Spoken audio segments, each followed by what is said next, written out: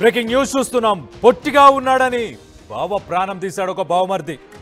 గుంటూరులో పెళ్ళైన ఓ 10 రోజులకే వరుణ్ణి బలిగొన్నాడు ఆ బావమర్ది.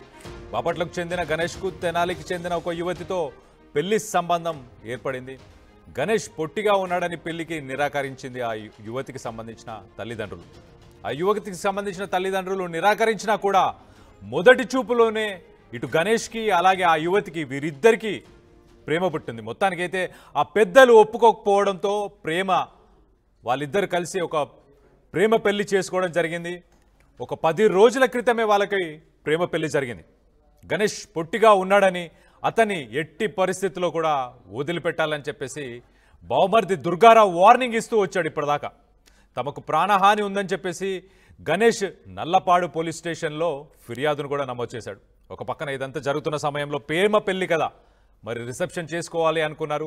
రిసెప్షన్ కోసం బంగారాన్ని తాకట్టు పెట్టి వస్తున్న సమయంలో గణేష్ని అడ్డదారిలో ఆయనకి అడ్డుపడి దుర్గారావుతో పాటు తన స్నేహితులు అందరూ కలిసి కత్తులతో నడి రోడ్డుపై అతి దారుణంగా కిరాతకంగా దాడి చేసి మరి గణేష్ని మొత్తానికైతే గణేష్ మృతి చెందాడు.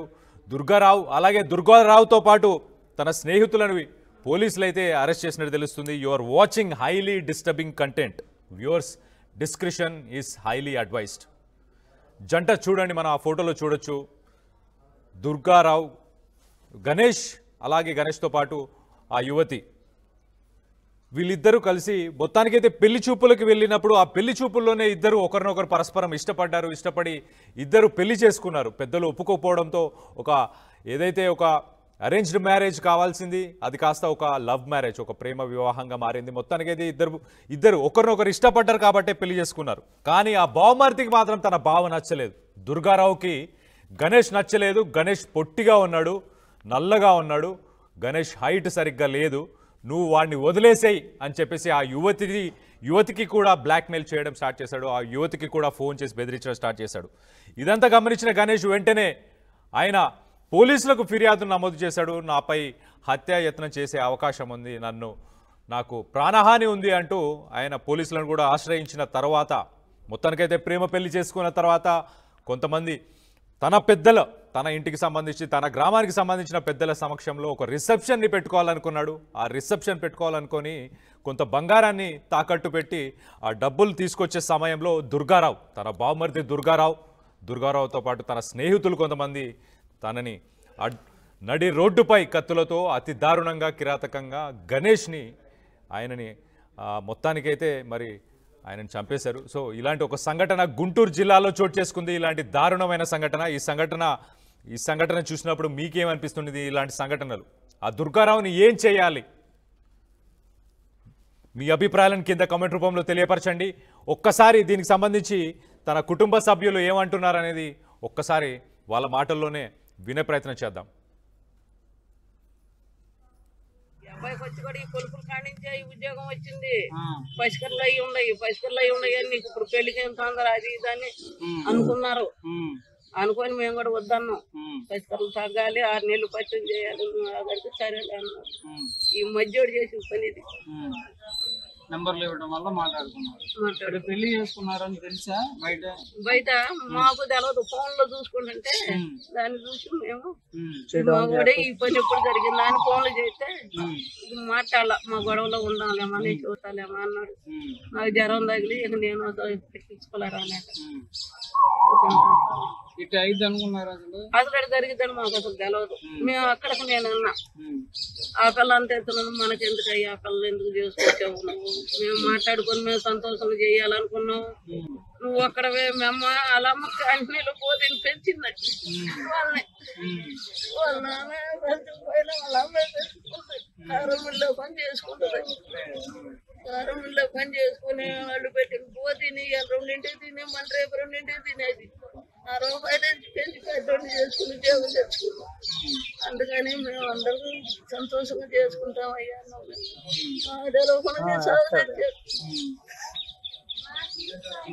పెళ్లి అయిన తర్వాత ఏమన్నా గొడవలు జరిగిందమ్మా? నాకు తెలవదు. సొంతపురం పట్టు అనుకుంటూ ఉంటారు. మీకు నాకు ఫోన్ లేదు, నాకు చెప్పరు. అది కూడా రాలేదు. ఎంతమంది పిల్లలమ్మా? వీళ్ళ అమ్మగా ఒక కొడుకు పూర్తయి తను పెళ్లి చేసుకున్న విషయం తన ఇంట్లో వాళ్ళకు కూడా తెలియదు. గణేష్ మొత్తం మీద అయితే ధైర్యం చేశాడు. ఆ అమ్మాయికి ఇష్టం ఉందని తెలుసుకున్న తర్వాత ఇద్దరు కలిసి ఒక ప్రేమ వివాహాన్ని ఒక గుళ్ళో చేసుకున్నట్టు ఆ ఫొటోస్లో కూడా మనం చూడొచ్చు. ఒక గుళ్ళో చేసుకున్నాడు, కానీ దాన్ని పబ్లిక్గా తీసుకెళ్దాం అనుకున్నాడు. ఒక రిసెప్షన్ని ప్లాన్ చేసుకున్నాడు. మొత్తానికైతే ఆ రిసెప్షన్కి సంబంధించి ఒక బంగారాన్ని తాకట్టు పెట్టి డబ్బులు తీసుకొచ్చే ప్రయత్నం చేసినప్పుడు ఆ దుర్మార్గుడు దుర్గారావు, బావమరిది దుర్గారావు, అలాగే తన స్నేహితులందరూ కలిసి అడ్డగించి తననైతే మొత్తానికైతే హత్య చేసినట్టు తెలుస్తుంది. సో ఒక్కసారి అసలు ఈ సంఘటనకు సంబంధించి మరిన్ని వివరాలు మా ప్రతినిధి శ్రీనివాస్ ఉన్నాడు. శ్రీనివాస్తో మాట్లాడి తెలుసుకునే ప్రయత్నం చేద్దాం. శ్రీనివాస్, చెప్పండి, అసలు ఆ గణేష్ ఇంట్లో కూడా ఎవరికి తెలియదని ఆ ఫ్యామిలీకి సంబంధించిన వాళ్ళు కూడా మాట్లాడారు. మొత్తం మీద మరి ఇటు అమ్మాయి తరఫున ఇటు దుర్గారావుని ప్రస్తుతానికి పోలీసులు పట్టుకున్నారా, తన ఫ్రెండ్స్ని వీళ్ళందరినీ కూడా పట్టుకున్నారా, ఏంటి వాళ్ళపై కేసులు ఏమైనా నమోదైనాయి ఏంటి? కళ్యాణ్, జరిగిన సంఘటన అయితే చాలా దురదృష్టకరమైన విషయము. పోలీసులు అదుపులో అయితే నిందితులు దుర్గారావుతో పాటు ఈ హత్యకు సహకరించిన అతని స్నేహితులు కూడా పోలీసులు అయితే అదుపులోకి తీసుకుని వారిని అరెస్ట్ చేయడం, తదుపరి చర్యలు కూడా. కాకపోతే జరిగిన సంఘటనలు కూడా ఒక్కసారిగా కూడా అంటే ఇటు 10 రోజుల క్రితమే వివాహమైనటువంటి ఆ వధువు కూడా కొంత బాధపడుతున్న పరిస్థితి.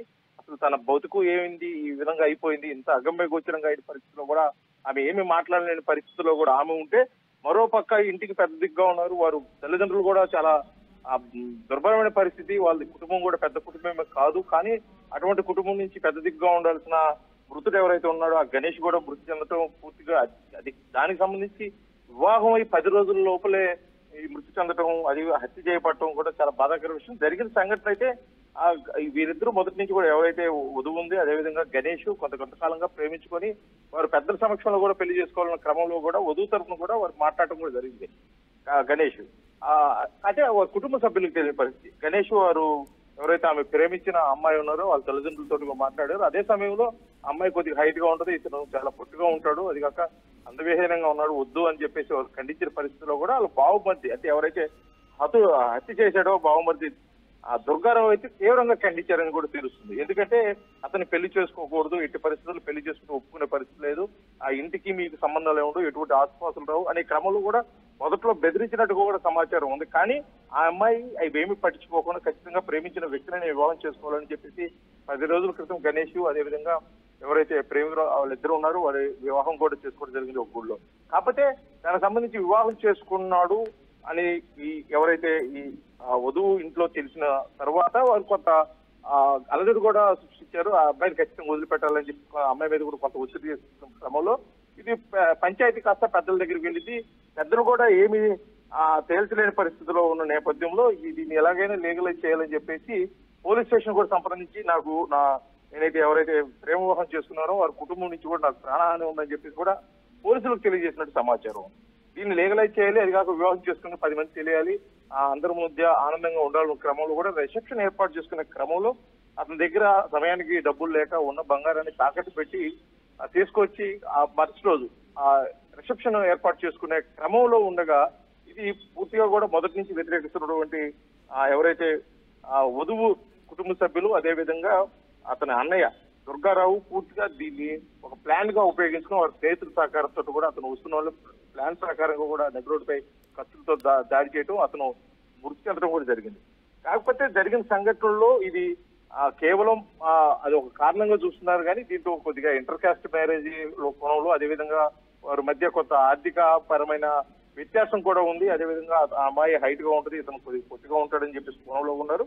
మొదటి నుంచి కూడా ఈ అమ్మాయికి ఆ అబ్బాయికి ఇచ్చి వివాహం చేయటం కూడా అమ్మాయి తరఫున బంధువులకు కానీ వారి కుటుంబ సభ్యులకు కానీ అన్నదమ్ములకు కానీ ఎవరికి ఇష్టం లేని క్రమంలో ఈ హత్య మొదటి నుంచే ప్రణాళిక రచించారు. దానికి కుటుంబ సభ్యులు కూడా సహకారం అందించారు అన్న ఒకటి విషయం అయితే ప్రాథమికంగా తెలుస్తుంది కళ్యాణ్. కాకపోతే దీన్ని ఏ విధంగా విచారణ చేస్తారు పోలీసులు అనేది మటుకు కొంత వేచి చూడాల్సిన పరిస్థితి. అయితే జరిగిన సంఘటన మటుకి ఒక్కసారిగా కూడా కొద్దిగా ఆందోళన కలిగించే విషయం. ఎందుకంటే ఇటు ఎవరైతే ముత్తుడు తరఫున గణేష్ తరఫున కుటుంబ సభ్యులు కూడా వాళ్ళు బోర్ను వినిపిస్తున్న పరిస్థితి, కుటుంబ సభ్యులు కూడా ఎవరు ఏం మాట్లాడలేని పరిస్థితి. ఎందుకంటే ఎంతో ఇష్టపడి ప్రేమించి వివాహం చేసుకున్నాడు, పెళ్లి చేసుకున్న 10 రోజులకే అతను మృతి చెందటం, ఆ అమ్మాయి ఒంటరి అయిపోవటం కూడా కొంత బాధ కలిగిస్తున్న పరిస్థితి. ఏం జరిగింది గతంలో అనేది కూడా తెలియని పరిస్థితి. కాకపోతే ఈ విషయంలో మొదటి నుంచి కూడా ఆ అమ్మాయి ఎవరైతే ఉన్నారో ప్రేమికురాలు ఆ అమ్మాయి నోరు తెరిచి ఈ విషయం పోలీసులకు చెప్తే గానీ అసలు ఇంట్లో ఏం జరిగింది, ఇతను హత్యకి ఇంట్లోనే ప్రణాళిక రచించారా, లేకపోతే దీని వెనక ఎవరెవరు ఉన్నారు, ఎవరు సహకరించారు అనేది కూడా పూర్తిగా బయటకు వచ్చి సమాచారం. కాకపోతే పోలీసులకి ఈ విషయం బయటకు రావడానికి ఎంతో సమయం పట్టే అవకాశం కూడా లేనట్టు కనిపిస్తుంది కళ్యాణ్. ఎందుకంటే ఆ సంఘటన జరిగిన వెంటనే బావమర్ది దుర్గారావు అని వాళ్ళ స్నేహితులు కూడా పోలీసులు అదుపులోకి తీసుకున్నారు. వారు శైలిలో వాళ్ళు విచారిస్తున్న క్రమంలో కూడా కొన్ని విషయాలు బయటకు వచ్చింది. వారు అంటే ఎవరైతే హతుడు ఉన్నాడో దుర్గారావు హత్య చేసిన వ్యక్తి, అతను చెప్తుంది ఏంటంటే మొదటి నుంచి వివాహం మాకు ఇష్టం లేదు, మమ్మల్ని కాదని చెప్పేసి మా సిస్టర్ మ్యారేజ్ చేసుకుంది కాబట్టి మేము దాన్ని జీర్ణించుకోలేక ఈ విధంగా చేశామన్నట్టుగా కూడా చెప్తున్న పరిస్థితి. కాకపోతే ఇష్టం లేని పెళ్లి, ఇద్దరు మేజర్లు కావడం, వాళ్ళు ఇష్టమై పెళ్లి చేసుకున్నారు కాబట్టి వారిని అభ్యంతరపరచాల్సిన అవసరం లేదు. కాకపోతే ఇది కొంత పరువు హత్యగా కూడా చూడవచ్చు. ఎందుకంటే అందరిలో నలుగురిలో తక్కువగా ఉంటుంది, లేదా చులకనగా ఉంటుంది. అతను పొట్టిగా ఉన్నాడు, కొద్దిగా విహీనంగా ఉన్నాడు, అతను చేసుకుంటే మా కుటుంబ గౌరవం పోదు అన్న క్రమంలో కూడా ఈ హత్య జరిగినట్టుగా కూడా పోలీసులు అయితే భావిస్తున్నారు. అదే కోణంలో కూడా విచారణ చేస్తున్నారు. కాకపోతే ఈ హత్యకి కుటుంబ సభ్యుల కంటే ఎవరైతే వివాహం చేసుకున్నారో ఆ అమ్మాయి తరఫున